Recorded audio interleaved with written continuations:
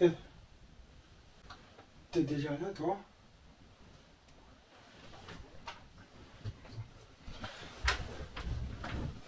Bien, écoute, c'est parti. Événement numéro 1. 2 mois sans faire les courses. À ma grande surprise, ma maman a atteint l'objectif, mais pas moi. J'ai tenu 9 semaines sur les 10. Bon, ça va, j'y étais presque. Elle a appris à gérer sa peur de toujours manquer lorsque nous ne sommes pas en pénurie. J'ai appris que je suis parfois trop strict avec moi-même et qu'il faut mieux mesurer le ratio entre les ressources et les besoins. Événement numéro 2. Évaluation des raisons d'être. J'ai fait 23 chapitres à l'écrit. Il y a 3 colonnes pour cocher si oui, le chapitre est compréhensible, le message est cohérent, les informations ont apporté quelque chose. Ma maman a coché respectivement 13 cases, 12 cases et 21 cases. Je lui ai écrit « Cette fiche d'évaluation est prophétique !» Ce sera le 13 décembre 2021 que notre relation se rétablira complètement.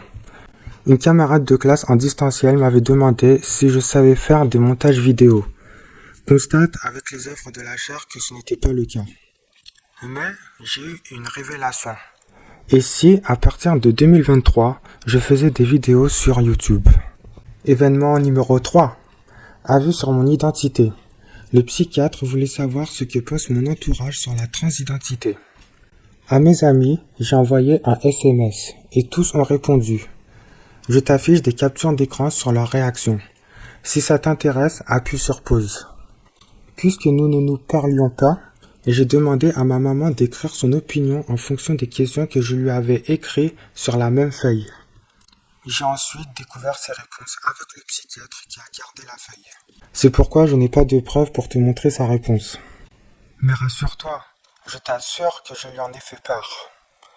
Elle n'avait pas l'air de s'opposer et s'est montrée tolérante. Comme je n'ai pas de crédit vidéo pour la suite, alors je vais faire une introduction dans une introduction pour t'expliquer ce que je vais faire pendant que je te raconte l'événement numéro 4. J'ai acheté du matériel de mercerie pour faire des finitions. Donc là, nous avons des œillets,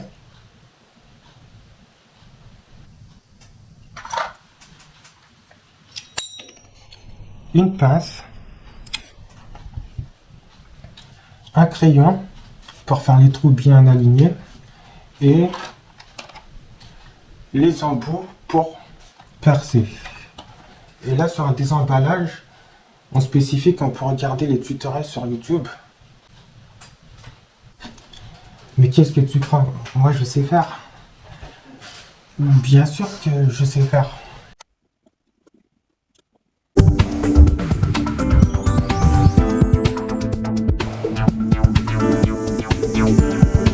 Et événement numéro 4, aller chez mamie. Je ne te parle plus comme tu ne parles plus à ta maman. Ressens-tu ce qu'elle ressent? Pourquoi un tel mépris de ta part? J'ai adressé à ma maman en ces termes une parole de conviction pour qu'elle se rende chez ma mamie avec une tarte à la rhubarbe comme ma mamie les aime tant pour son anniversaire. A-t-elle renoncé à sa fierté ou est-elle rancunière? Affaire à suivre au cours de ce chapitre.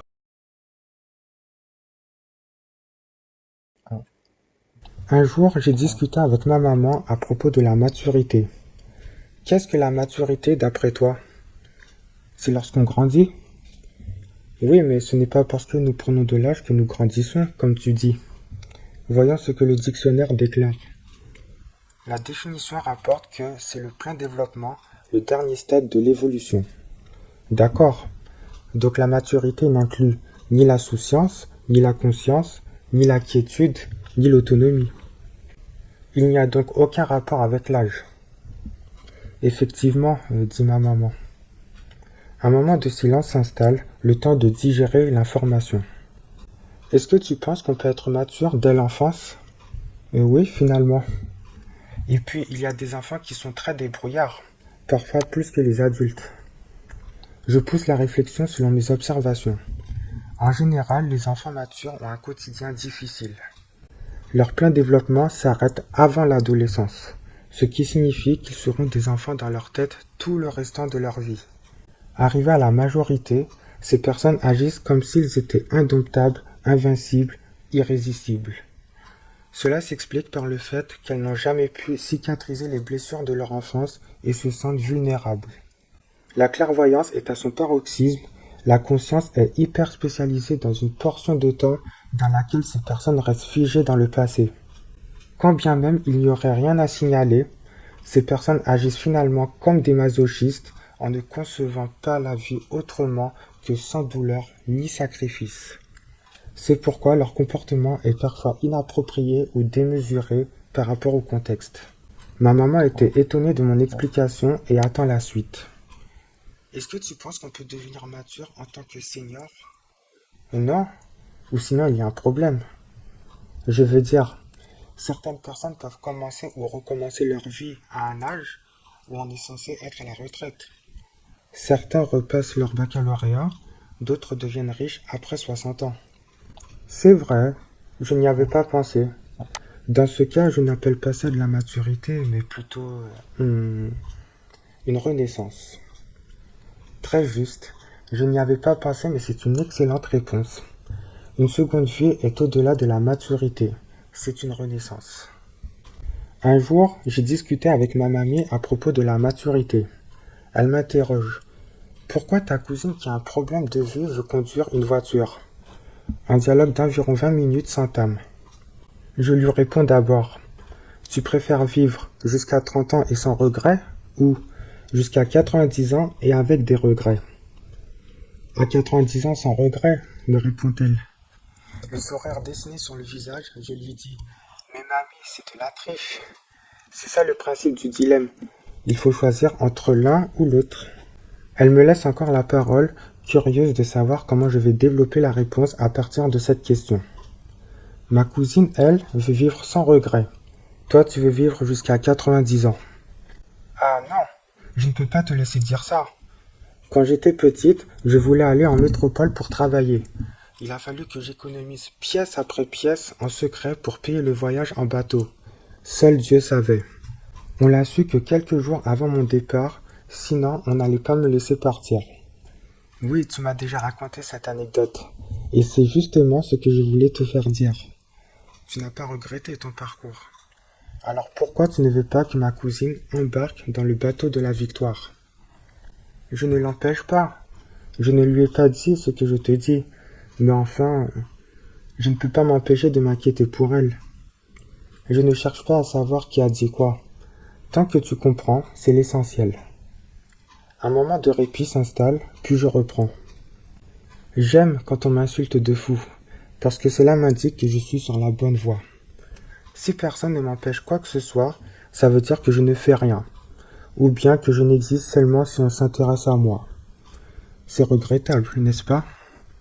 Tu sais, c'est ça la crise de l'adolescence. On fait passer les enfants pour inconscients et insouciants jusqu'à leur faire croire qu'ils sont incapables de se débrouiller seuls. Si l'enfant applique le raisonnement que tu as eu en premier, il vivra de regrets. Mais si l'enfant se montre d'une façon rebelle parce qu'il n'applique pas ce qu'on lui dit, alors il va gagner en maturité. Des fois, toi aussi, tu étais imprudent. Mais je reconnais que tout le monde était pareil à ton âge. C'est juste que quand on est dans l'action, on ne se rend pas compte de tous les risques que l'on prend. Oui, mais aussi longtemps qu'on maîtrise ce que l'on fait, tôt ou tard, on finit par en être fier. Parce que c'est précisément ces risques qui nous conduisent à ce que nous sommes actuellement. Pour revenir au cas de ma cousine, tu imagines, ça fait 5 ans qu'elle est majeure et on la traite encore comme une petite fille immature. Je ne supporte pas ça. Moi, je ne dis pas, pourvu qu'elle prenne la bonne décision. Moi, je ne dis pas, pourvu qu'elle prenne la bonne décision. Moi, je dis, si à ce moment-là, elle n'est pas apte ni en mesure de conduire, je sais qu'elle sera raisonnable parce que j'ai confiance en ma cousine. Externalité et développement personnel. Maman, je t'écris pourquoi tu n'as jamais été rebelle. Oui, parce que c'est comme ça qu'elle se décrivait. Je pense que tu confondais entre la rébellion et la franchise, l'authenticité qui manifeste un mal-être. Le conservatisme, apparemment un terme qu'elle ne maîtrisait pas.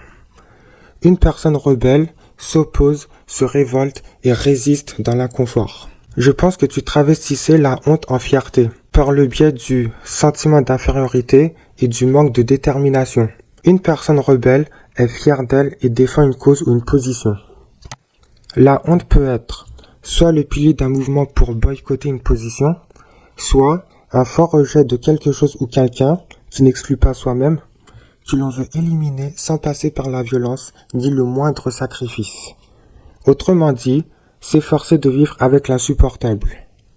Horrible, horrible, horrible, horrible. Éliminer avec la violence ou le sacrifice est l'expression de la haine.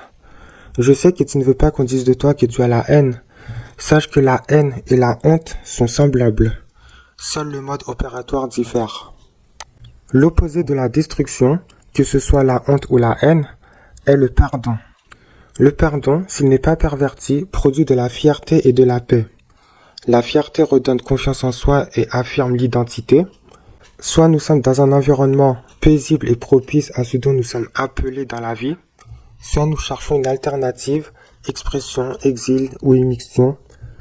On peut aussi opter pour une solution permanente pour remédier à un problème temporaire. Cette solution a sa place dans le dictionnaire. On appelle ça le suicide. Pardonner ne signifie pas uniquement « je ne voulais pas t'indigner ». Pardonner signifie aussi « je reconnais être imparfait et je me remets de ma faute.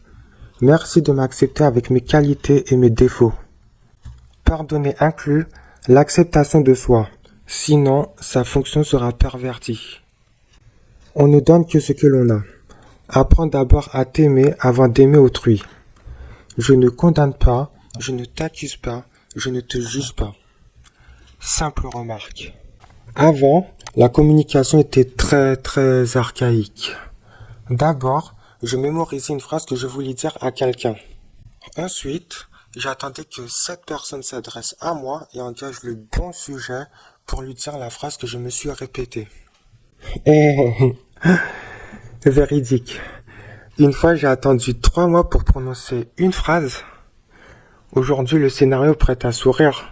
Mais c'était précisément ce genre de comportement qui faisait de moi une personne qualifiée de timide. Aujourd'hui, la communication s'est largement développée et la méthode a tendance à se répandre un peu partout. J'ai le plaisir de nommer la factorisation d'arguments interposés.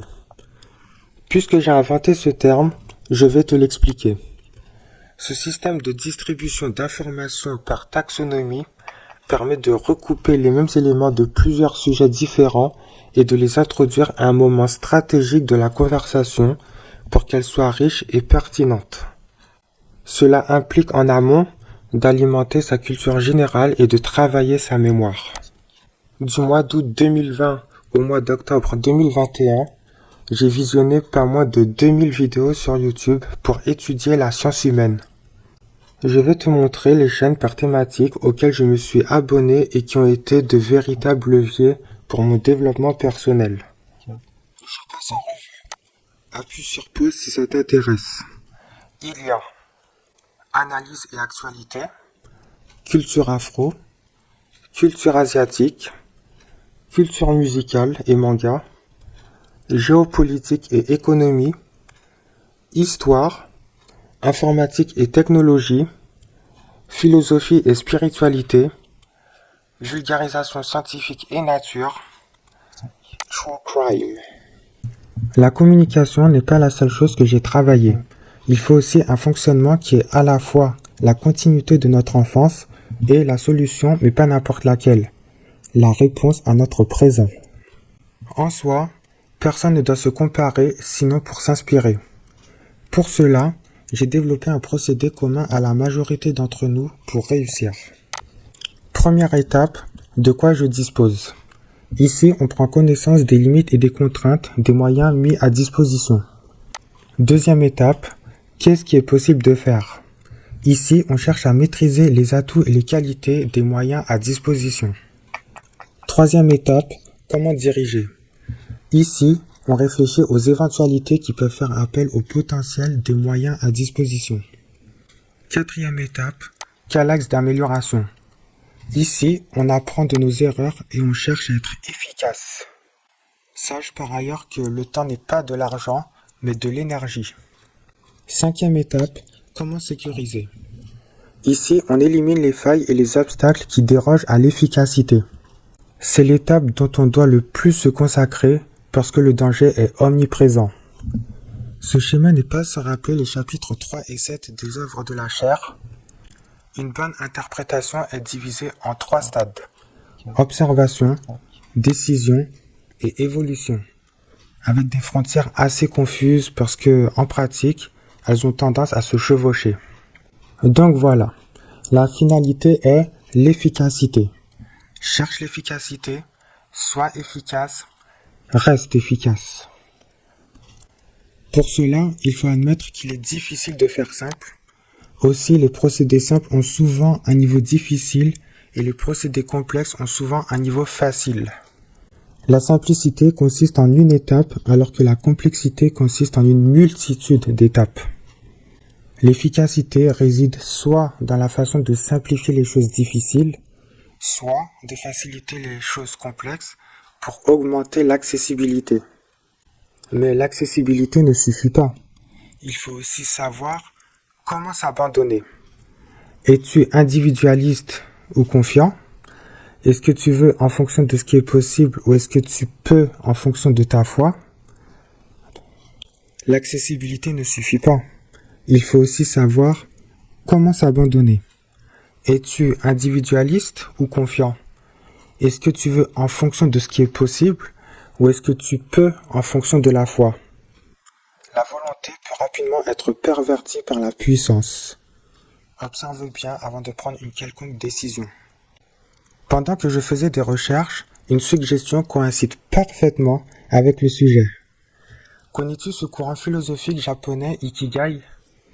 En mot à mot, Iki signifie vie et Gai n'a pas d'équivalent en français mais signifie approximativement intérêt ou valeur. En bonne traduction, Ikigai signifie des raisons d'être. Ce schéma affirme que chacune de ces parties sont indissociables. Dans beaucoup de régions asiatiques, la paix intérieure et la connaissance de soi sont fondamentales pour exister harmonieusement dans la société. N'oublie pas que la société peut faire le meilleur comme le pire. À toi d'en tirer le meilleur parti pour profiter de la vie selon ce pourquoi tu es appelé à faire. Si tu ne connais pas la pyramide de Maslow, elle classe les besoins du nécessaire en bas, au superflu au sommet. En ce qui concerne les raisons de ma transition de genre, je me situe dans la zone violette. Pourquoi le besoin d'appartenance? Être deux pour combler un vide et obtenir assurément de la réciprocité. Voici des phrases qui m'ont marqué dans l'amitié avec les filles et qui témoignent selon ma façon de concevoir l'amitié d'une fausse accessibilité. Je t'ai fréquenté par curiosité. Donc tu ne m'as jamais véritablement considéré? Je voulais que tu aies des amis. Donc tu n'es pas mon ami? Excuse-moi de ne pas avoir pensé à toi. Donc tu me considères de moins en moins? Tu vois, on a fait ce que tu voulais. Donc tu acceptes par complaisance? Imagine si tu ne contrôles pas tes pulsions. Donc tu as peur de moi? Pourquoi le besoin d'estime? Être pleinement non-binaire et se servir de l'apparence comme un tremplin vers la maturité. Ma maman voulait un garçon blanc aux yeux bleus. C'est ce que je suis. Puisqu'elle me materne ainsi que sa génération, j'entends sa génération, par exemple les collègues, la féminisation est pour moi un vecteur de maturité. Pourquoi le besoin d'accomplissement? La transition de genre n'est pas vitale mais peut m'aider dans l'apprentissage en autodidacte et l'analytique. Comment chasser le naturel avant qu'il revienne au galop?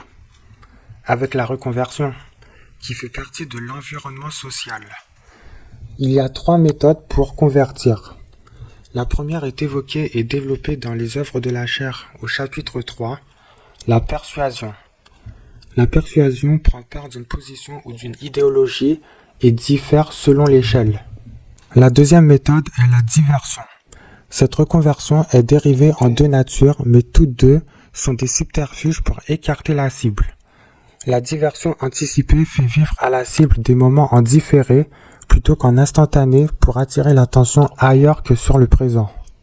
Dans le schéma, Le carré blanc a toujours un temps de retard sur le carré noir, se sentira effacé et finira par se remettre profondément en question.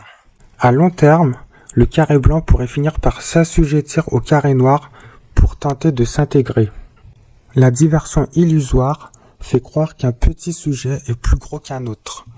Tu es témoin, le cercle blanc est plus gros que le cercle noir. Mais si je te dis que le cercle noir est plus invasif et plus menaçant, il est possible que tu crois que c'est le cercle noir qui est plus gros. La diversion anticipée peut provoquer du bizutage ou une rumeur, alors que la diversion illusoire peut semer la zizanie ou provoquer un coup d'état. La troisième méthode est la confusion. Cette reconversion spécule sur la conscience ou le manque de connaissances. Le carré demande du noir ou un cercle. Ce n'est pas précis. Si on lui apporte un carré, le carré s'identifiera parfaitement à lui. De plus, cela ne correspond pas à ses attentes. Mauvaise stratégie. Si on lui apporte un cercle, l'offre correspond totalement à la demande. Si on lui apporte un cercle noir, l'offre associe les deux critères proposés. Si on lui apporte un carré noir, le carré s'identifiera à lui et à demander du noir.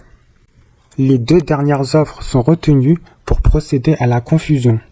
La confusion est utilisée pour une adhésion sans tumulte. Si je ne dis pas de bêtises, le wokisme est d'abord apparu avec le mouvement des Black Lives Matter. Les Afro-Américains décrient le bafouement de l'éthique envers leur communauté. Ce problème n'est pas nouveau parce que, durant les 30 Glorieuses, admettons de 1965 à 1995, un mouvement au nom de Black Panthers défendait les mêmes causes sans le laisser en héritage, puisqu'on n'imaginait pas un avenir à ce propos, ni même que ce problème existerait encore.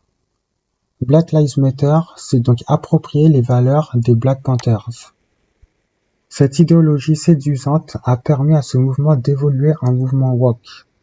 Woke est un dérivé du mot anglais awake qui signifie réveil. Quelle différence avec les Black Lives Matter? A priori, aucune. Durant les 30 Glorieuses, un autre mouvement est apparu, la cause des femmes. Ce mouvement a aussi été approprié en bien d'autres mouvements sur cette même idéologie et s'est parallèlement annexé au mouvement woke. Durant les 30 Glorieuses, un autre mouvement est apparu, les hippies. Ce mouvement a aussi été approprié en diverses causes rattachées à l'écologie, puis s'est lui aussi greffé au mouvement woke. Durant les 30 Glorieuses, un autre mouvement est apparu, les queers. Ce mouvement a muté en LGBTQIA et a rejoint le mouvement woke. Bien, le wokisme prend plus de sens maintenant. Ce mouvement siège un ensemble de mouvements sans pour autant créer de hiérarchie.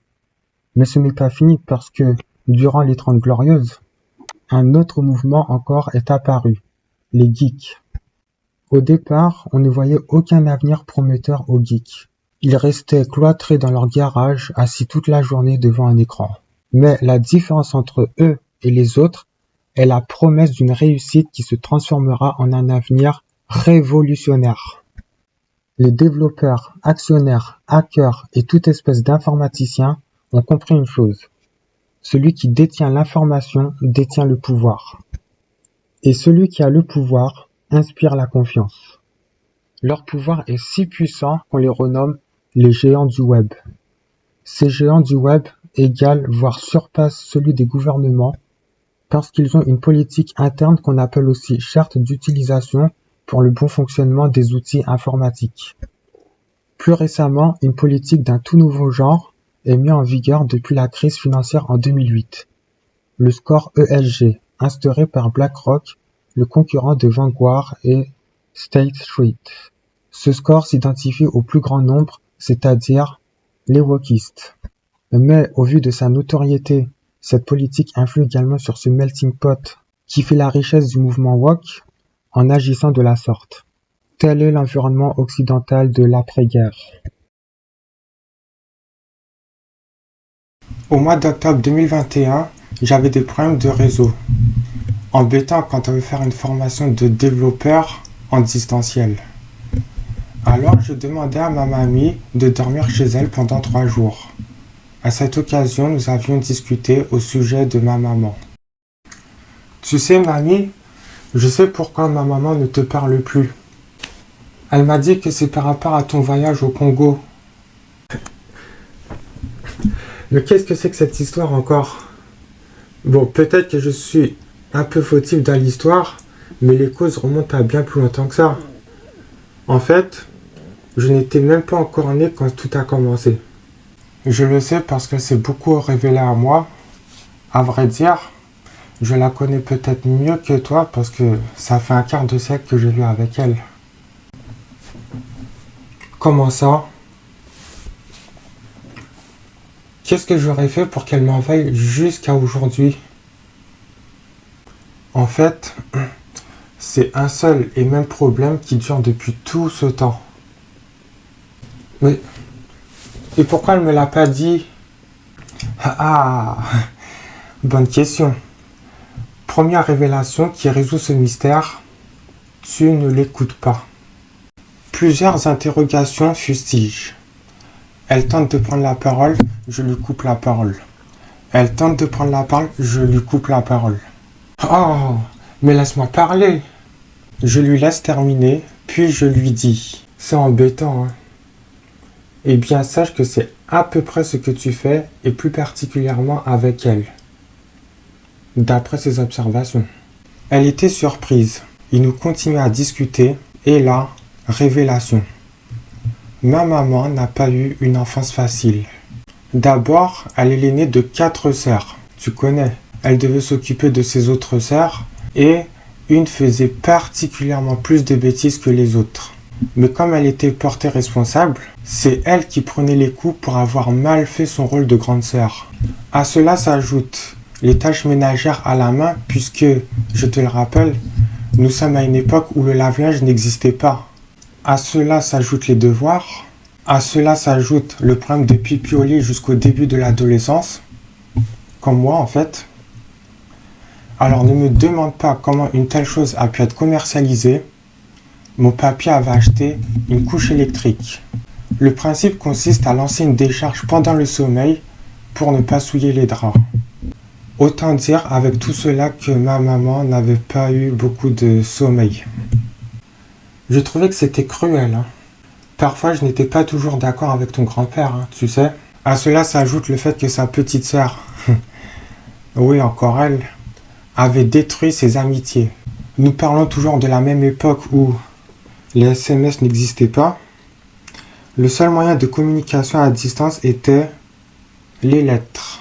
Et si elles n'étaient pas consumées dans la cheminée, ma maman aurait pu garder le contact. Pourquoi, pour ne citer que cet exemple, ma maman ne pouvait pas aller en classe de neige, mais ses sœurs, oui. Pourquoi tant d'injustice? Mais là, tu me révèles des choses que je ne savais pas. Je n'avais pas vu tout ça. Tu sais, je n'avais pas beaucoup de temps pour m'occuper de tes tantes et de ta maman. Je ne dormais que 3 heures par jour. Hein. Mais je me souviens, et j'en suis encore reconnaissante jusqu'à aujourd'hui, que ta maman était très souvent à mes côtés pour m'alléger. Mais pourquoi elle m'en veut? Tu as posé la bonne question et j'y viens. La première raison est, comme je te l'avais dit précédemment, parce que tu ne l'écoutes pas. Sujet, verbe, complément, point. Ensuite, tu peux prendre la parole. Apprends à l'écouter. Mais ce n'est pas que pour ça quand même.